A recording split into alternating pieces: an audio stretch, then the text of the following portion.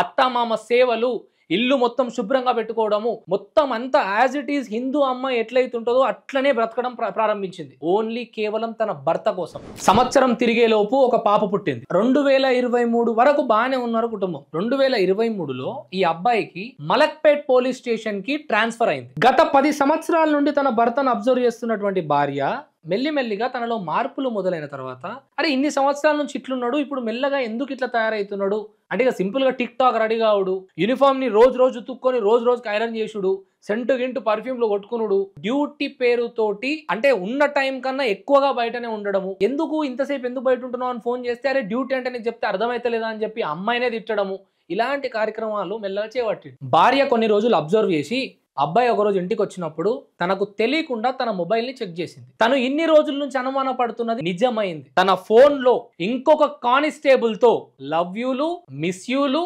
నువ్వంటే ప్రాణము, నువ్వు లేకుండా ఉండలేను, ఇక తెలుసు కదా ఓ కథ నడిపించేసిండు. ఆ భార్యకి దొరికిపోయాడు. ఆ భార్య ఆ విషయం తెలిసినప్పుడు మూడో కాన్పు అంటే దగ్గర 7 నెలల గర్భిణి.